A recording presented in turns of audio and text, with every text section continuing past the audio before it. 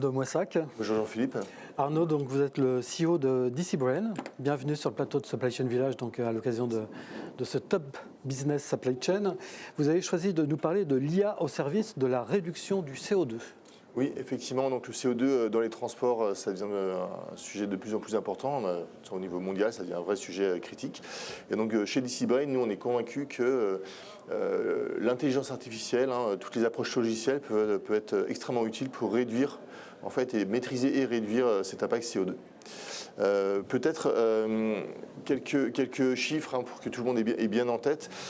Quand on dit que le transport, c'est un impact majeur sur le CO2, c'est vrai que quand on parle de CO2, on parle généralement énergie fossile, mais en fait le transport, c'est 23% des émissions au niveau mondial de CO2, la mobilité, et en France, on est au-delà puisqu'on est à 33% des émissions selon l'ADEME. Donc il y a pas mal d'initiatives qui sont lancées pour réduire ce transport, mais ce qui est sûr, c'est que si on veut respecter nos engagements carbone, c'est impératif de s'occuper du transport. Et donc avant que des gens qui ne sont pas de notre métier s'en occupent, il faut peut-être commencer par s'en occuper nous-mêmes. Exactement. Donc peut-être, en plus, s'il n'y avait que le CO2 comme sujet, ça serait déjà un peu compliqué, mais ça serait gérable. On sait tous que, en fait, tout le secteur du transport et de la supply devient de plus en plus complexe. Pour toute la profession, en 2020, ça a été une année assez particulière. C'était une année où le grand public s'est rendu compte que la supply, c'était vital. Et ils ont découvert l'importance de la supply, ce qui nous a tous fait plaisir, je pense. Et on a également, nous, découvert dans le métier que, en fait, on ne pouvait plus s'en sortir avec des fichiers Excel et même des gens qui avaient 30 ans d'expérience, parce que, en fait, le Covid, ça a été une sorte de stress test qui a montré à quel point tout était dynamique, interconnecté, sensible et en fait sous tension. Et donc on se rend compte que de plus en plus on a besoin de flexibilité. Alors la flexibilité, pourquoi ? En fait c'est lié à l'incertitude, et l'incertitude ça va de pandémie, de tension au niveau du commerce international à des problèmes d'inondation qui vont impacter les capacités de transport, jusqu'à mon client qui décide de lancer une offre promotionnelle pour dans 2 jours et qui va mettre ma supply par terre et qui va me saturer mon transport. Voilà, ce genre de choses. Et donc il faut être capable aujourd'hui de presque redessiner son plan de transport à la volée pour être capable de gérer ces incertitudes. Les flux sont de plus en plus complexes, multiplication des fournisseurs, multiplication des comportements clients, multiplication, pourquoi pas, des entrepôts, etc. Et par-dessus tout ça, on a en plus une raréfication des ressources. On sait tous qu'il y a des pénuries de chauffeurs, des pénuries de camions. Donc en gros, on est avec plus de contraintes et moins de moyens pour gérer ces contraintes. C'est donc là que l'intelligence artificielle intervient. Exactement, parce qu'en fait, on n'arrive plus humainement, ou même avec des outils, on va dire, traditionnels, à gérer cette complexité. Quand on regarde les solutions qui peuvent nous aider à faire face en fait, à tout ça, en fait, la meilleure façon de réduire l'impact CO2, c'est de baisser la demande. Maintenant, on ne va pas demander aux gens d'arrêter de consommer, donc ça, on n'a pas vraiment la main dessus. Et puis après, les autres solutions, on va aller vers du circuit court, de la massification, utilisation de moyens de transport décarbonés, identifier les risques à moyen terme et les gérer. Et en fait, on se rend compte que, je vais prendre un exemple, on pourrait dire en fait la solution est simple, on va tout passer en fret ferroviaire et puis on va acheter que des camions à hydrogène et des camions électriques. Sauf qu'on sait pertinemment que même si ces décisions sont en cours d'être prises et ces investissements sont en cours d'être pris, en fait, quand vous avez une flotte mixte entre du gasoil et de l'électrique, si vous n'avez pas la capacité à optimiser votre plan de transport pour favoriser d'abord l'électrique versus le gasoil, en fait, vous allez passer à côté d'une grosse partie des gains. Donc ça, c'est un exemple. Donc pareil pour la massification, pareil pour les circuits courts. Tout ça, ça induit beaucoup de complexité. Et donc, seule une approche, on va dire, algorithmique peut permettre d'aider en fait l'humain à gérer cette complexité. Donc c'est vraiment là où le rôle, où l'IA intervient en fait.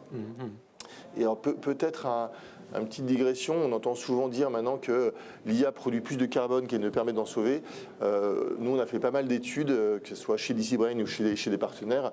Aujourd'hui, le gain versus le risque sur le carbone de l'IA est largement en faveur du gain, il n'y a aucun doute là-dessus.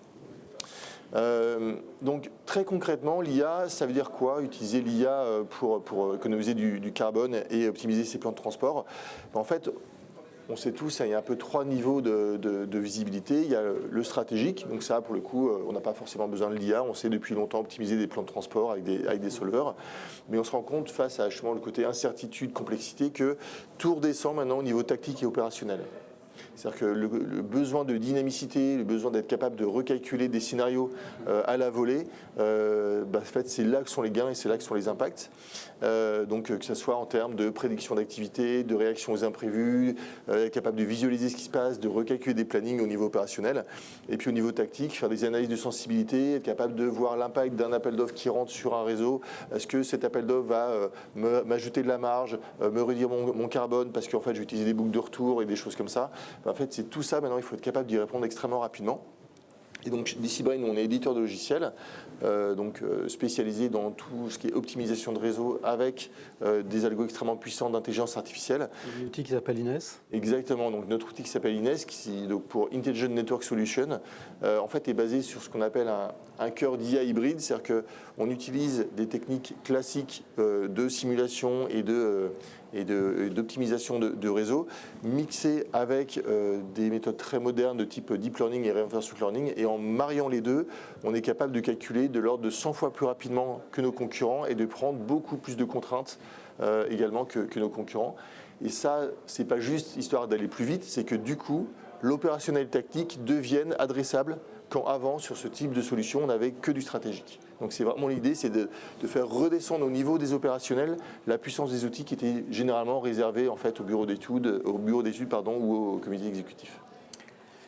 Vous utilisez aussi un jumeau numérique, je crois, pour simuler, faire des scénarios alternatifs, c'est ça ? Exactement. Donc en fait, effectivement, on ne peut pas résoudre ces problèmes sans jumeau numérique. Donc tout commence par le jumeau numérique, d'être capable, à partir des données du client, d'apprendre un jumeau numérique, donc à apprendre vraiment une vue du réseau avec lequel on va pouvoir jouer, un peu comme un jeu vidéo, mais un peu sérieux. Et en fait, quand on regarde ça, très concrètement, comment est-ce qu'on crée un jumeau numérique ? Généralement, c'est très long, c'est très compliqué, ça peut demander 2 ans de déploiement.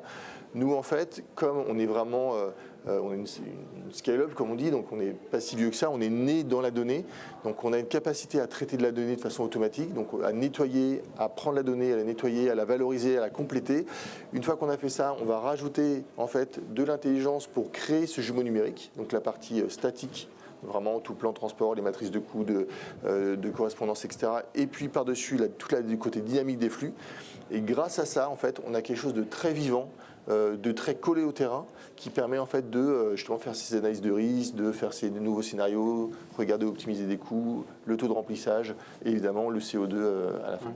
Ça prend du temps de mettre une solution comme ça en place ? Ça prend généralement de l'ordre de 2 mois. Oui, c'est rapide.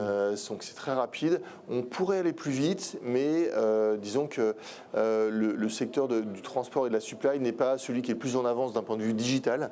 Donc il y a des données, nous on a d'autres secteurs où il y a peu de données, donc il y a clairement des données, il y a des TMS, il y a des WMS qui sont de plus en plus structurés, avec de plus en plus d'interfaces. Mais généralement, comme la donnée est finalement sous-utilisée dans ces entreprises, elle est de mauvaise qualité. C'est bien de stocker de la donnée, mais si on ne l'utilise pas, souvent ça fait de la donnée de mauvaise qualité. Pour l'utilisateur, quel gain ? C'est gagner en réactivité, en rapidité Il y a pour moi 2 gains principaux. Un, la résilience, être capable de réagir face à un imprévu pour respecter ses engagements fournisseurs. Donc être toujours en mesure de respecter ses dates de livraison, tous ces SLA. Et le deuxième, c'est vraiment des gains chiffrés, c'est-à-dire qu'on est capable d'aller chercher de l'ordre de 10 à 20% de taux de remplissage supplémentaire par camion. Comment est-ce qu'on fait ça ? On va prendre l'ensemble des points du réseau, l'ensemble des camions, l'ensemble des palettes, on va rejouer tout ce qu'il y a à mettre dans les camions. Et grâce à ça, donc c'est des milliards de combinaisons possibles, mais grâce à notre IA hybride, on est capable en fait de gérer ça à ce niveau-là et de donner des réponses extrêmement rapidement. C'est ce qu'on a fait avec un de nos clients, Steph par exemple. Oui, justement, j'avais demandé qui sont vos clients. Donc typiquement, un client à qui on communique pas mal, qu'on aime beaucoup, c'est Steph, donc le transport de froid, qui utilise aujourd'hui la solution de DCBrain pour augmenter le taux de remplissage de ses camions.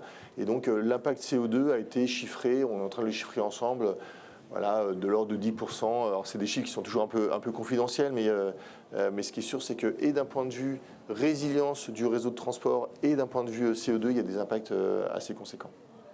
Pour les utilisateurs, j'imagine que c'est aussi important d'avoir ce genre de données pour notamment rendre compte des efforts qu'ils font en matière de réduction de CO2. Exactement, c'est essentiel. Tout commence par une bonne visualisation, une bonne consolidation des données. C'est là où en fait les opérationnels peuvent commencer à travailler. Et le fait d'être capable, au travers d'un outil très collaboratif, c'est une belle interface web, c'est moderne, c'est sympa à utiliser, en fait ça permet de travailler, de prendre des décisions au quotidien, mais également de collecter toutes ces données, de les consolider et de faire un reporting typiquement CO2 très concret et très vrai, parce qu'il est issu des mêmes données qui sont utilisées en fait pour charger les camions. Comment vous voyez le développement de l'IA dans les années qui viennent? On va aller. Le gros sujet de l'IA aujourd'hui, c'est la donnée. C'est comment être capable, quand les organisations n'ont pas la qualité de données suffisante pour mettre en place ces algorithmes-là. Un des gros sujets sur l'IA, on l'a vu commencer sur toute la partie computer vision, mais ça arrive du coup sur nos métiers, c'est comment j'arrive à me passer au maximum de données pour mettre en place ce type d'algo. Nous, c'est pour ça qu'on a cette approche hybride qui permet en fait, avec très peu de données, de construire un réseau très rapidement. Et ensuite, en fait, ça permet d'avoir un premier jumeau numérique qui fonctionne très rapidement. Et après, plus on a de données, et plus il va s'améliorer, plus il va aller vite et plus il va être précis. Mais dès le début, en fait, il est capable d'être très précis. Et donc ça, c'est une évolution majeure de l'IA. C'est précisément ça, c'est être capable d'auto-générer de la donnée ou d'auto-apprendre sans avoir des téraoctets de données à sa disposition. Merci Arnaud, merci d'être venu sur le plateau pour nous expliquer comment l'IA allait contribuer à la réduction du CO2 dans le transport de marchandises. Si on veut contacter DCBrain, alors donc notre site internet www.dcbrain.com, et puis on est à votre disposition sur le stand juste à côté. Très bien, merci. Merci. Encore.